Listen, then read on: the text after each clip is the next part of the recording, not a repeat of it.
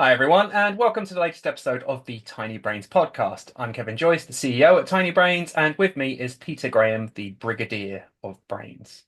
Good afternoon, all.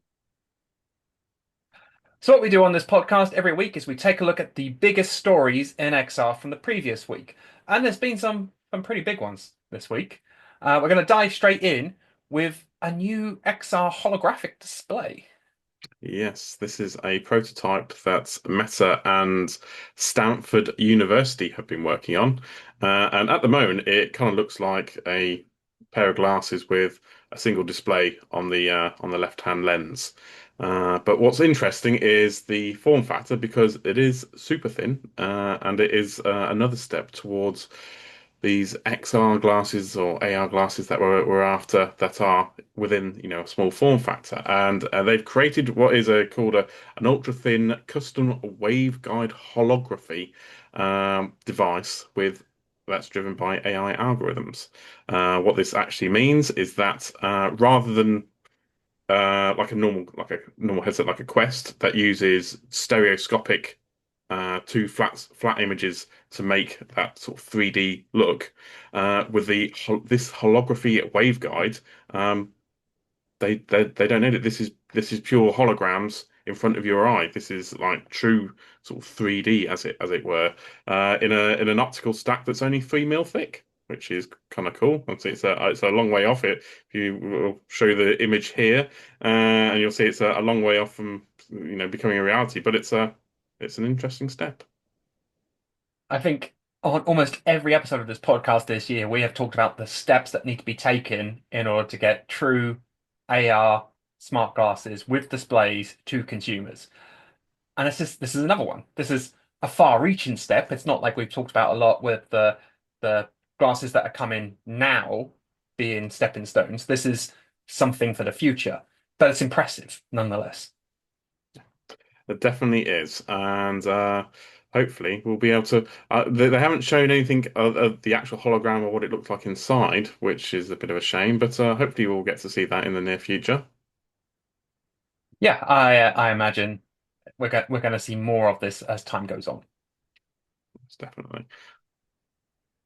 But sticking with Meta, for something that we do know and seems to be very obvious to those in the know, Meta have talked about, I hate the term they used for this, a Goldilocks zone. Yes, we all love a bit of porridge in the morning, don't we? Uh, uh, Meta recently published a blog post to help developers find success on their Quest platform. And one of the things they were talking about was that fine-tuning of how long a game should be. You don't want it too short that people don't feel like they've got value for money. You don't want it too long that they're not going to play it or they're not going to be able to fit it into their day. And as mentioned, it's what they've dubbed the Goldilocks zone, which is approximately 20 to 40 minutes of gameplay. How long do you spend in your quest, Kev? My quest takes a battering, so hours upon hours. Um, but yeah, honestly, so I'm going to shout out a good guy in VR right now, Ben Lang, because Ben Lang is the editor of Road to VR, in case anyone doesn't know him. But I saw him make a comment about this, which I wholeheartedly agree with. So I'm going to paraphrase him here. But basically, he said that the knowledge that Meta are sharing currently is knowledge that anyone in VR already knows. But it seems to be there's a certain shift with Meta's philosophy on this and offering much more transparency. And this is going to be extremely beneficial for people who are, or the development studios that are new to VR. So while it's not particularly groundbreaking stuff they're talking about, the fact that they are publicly talking about this stuff is a good shift. It's a positive sign for VR gaming. We all know that Meta has moved more into Horizon Worlds of late and done a big push in that direction, but they are opening the door to educate developers on creating proper, real VR gaming content. So again, while it's not new and it's not groundbreaking in any way, it is good to see that Meta are putting efforts in this direction. Thank you, Ben. Yeah, yeah. Very good. But realistically, you would have thought Meta had been talking about this for years anyway. But But it's so public and visible now is the key thing. yeah. They can have a talk at Oculus Connect slash Meta Connect slash whatever it's called these days, and that's fine. But what percentage of VR developers attend Meta Connect, and what percentage can read their blog? There's a difference there, a difference there. Well, as long as it helps improve all the games and everything on that Quest, that'll be rather useful because Quest isn't doing particularly great at the moment, is it, Kev? Well, yeah, there is that. You want to dive into this one? Go ahead. Yeah, Let's let's switch it dive up. into this one. Naturally, it's come to the time of year where Meta have released their earnings reports for Q2. And unsurprisingly, they have basically gone, the Meta Ray-Ban smart glasses are doing fantastically, and Quest is not doing so fantastically. They essentially said that Q2 revenue is 5% higher than it was in 2024, and that has been primarily driven by the smart glasses more than anything else. Yeah, they even their Ray-Ban partner have said that from last year, sales in 2025 are up 200%. They've tripled. They're up 200%. Um, and yes, so everyone's buying them. Meta are even saying they can't make them fast enough. They're struggling with production. They're trying to ramp up production.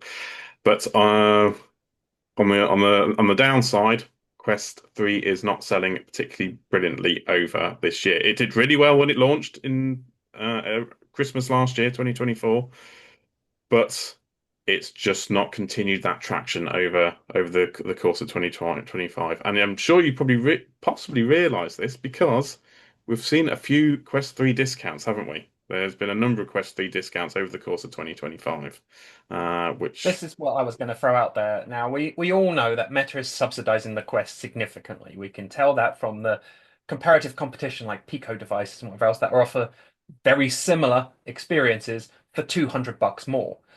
But frankly, Meta are making a play for being the champions of standalone VR, and they have the money to burn, right? That they can burn through this and get that install base significantly higher. Bring back bring back qualification for apps on the store. Okay. Firstly, stop letting anyone just chuck anything up, but bring back your qualified storefront. And secondly, bring that price down. You know, I'm not saying make it a throwaway product. Don't bring it down to $100 or anything. But the the entry level Quest 3 S is still $50 more than a Switch.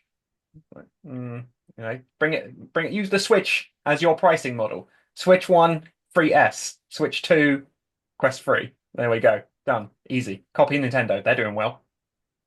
they are doing rather well, aren't they? But yeah, now I love the Quest 3. I think it's a great device. I love the Quest 3 S. I think it's also a great device. But yeah, the get we've always said this. We've been saying this for over a decade now. Getting people to try VR is a hurdle. That's a barrier that needs to happen. People can imagine what VR is, but they're never gonna know until they try it. And getting people to splash out, what is it, $570, something like that, on a Quest 3, or is it 470? I can't remember in dollars.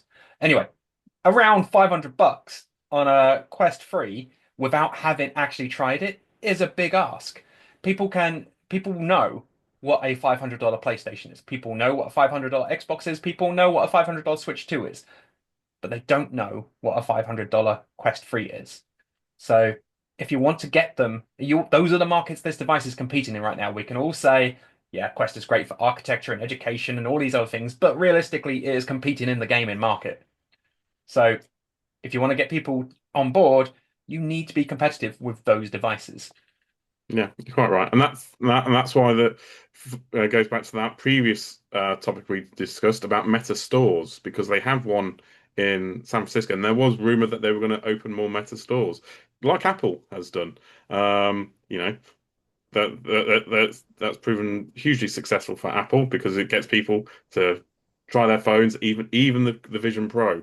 And that's kind of what Meta really needs to do, and get more people trying it, isn't it? Yeah, I completely agree. I mean, there was rumor that they were going to take over the now empty Microsoft store in London, in near Piccadilly Circus. It's like, yes, yes, 100%, go for it. It's a Yeah, good location and it's not a massive store, so yeah, it won't be too expensive for a company of that size. So take up all those empty Microsoft stores. They're everywhere and they're all empty. definitely, definitely. Please do it, Meta. Yeah, we'll be there day one if you open up in London. We'll demo it Um, for you.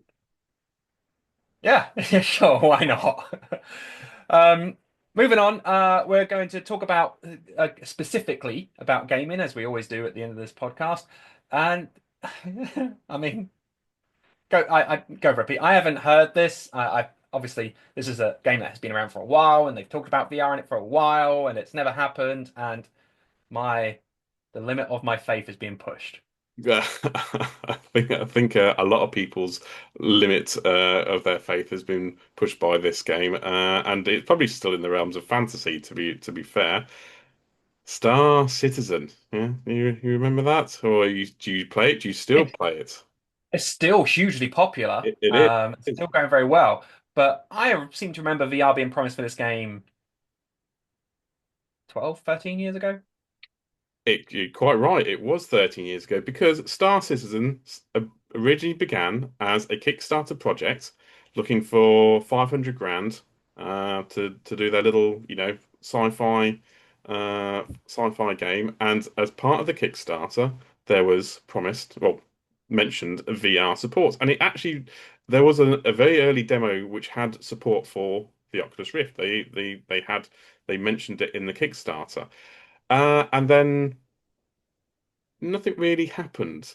And that, they had Star Citizen has what has been dubbed scope creep, which, it's expanded and expanded massively. It's now the most funded crowdfunding project ever. It's hit like over 800 million in the last 13 years.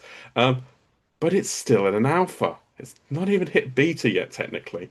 But yes, let's get to the point of this. They recently mentioned that testing is going to begin on VR support in the next few months. They one of the team at Cloud Imperium Games had said yes, tests are going to happen in the next month or two, and so that's sort of caught everyone by surprise. It's like, oh, really? VR support? Okay, we thought that was dead in the water. So it's garnered a little bit of interest, but it's also, garnered a pinch of salt as well because the amount of features that they've mentioned, they've promised, and then haven't happened. Will VR support really come along? It's a big ask. See, this is it. I mean, define testing, right? Are they testing something they've already built? Is the VR already in it and they're testing it? Or are they testing if the game will work if they build a VR version of it? I mean, yeah, it's Well, from what I've been led to believe is that because their Star engine is based on it's a like a rejigged CryEngine 3. In actual fact, the old drivers that they had when they had VR support, like I say, back 13 odd years ago for Rift, those drivers don't actually work anymore. So they've got to like reconfigure their engine to actually get VR to work. Hence the testing. But at the moment, it's not like straight out the box, so you can just plug in a headset and it'll work. So. yeah. How long's a piece of string, right? Maybe we'll see it one day. Maybe, as you say, we'll see Star Citizen end up in beta one day. But I mean, by all accounts, it is a wonderful experience as it is. So, I would love it. I would love it to happen. But, you know, 13 years, it's a fairly long time.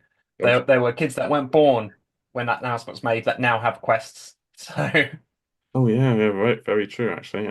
I'm sure some of many of the Star Citizen players that have sunk a chunk of money into this would love to, walk around their ships or go into space battles in VR. But yeah, we'll see. We'll we'll see. see. But moving on to something that is happening. Woo. Is a rhythm game called CYBRID. I hope I said that right. CYBRID. It's actually currently in early access on Steam. Uh, been in early access since 2021. But the team behind it have announced that they are bringing it to MetaQuest on the 5th of September. And this looks like it's got positive ratings on Steam, and it looks like a cool game. It's a rhythm action game that's kind of like a mashup between Pistol Whip and Beat Saber. So you're on rails, and there are sections where you've got a sword, sections where you've got guns, and it's all got a rather sort of Tron vibe to it, very cyber-esque, and yeah, looks kind of cool. So is it Beat Whip or Pistol Saber? I'll let you put that in the tagline. Anyway, I do love a fitness workout experience in VR, a gamified one. So I will give this a go when it comes, and maybe we'll talk about it in September. Yeah, Anyway, that's all we've got time for. Thank you all for watching. If there's anything you would like to have discussed on this show, please reach out on any of the millions of channels you can reach myself and Peter, and we'll see you all again next week.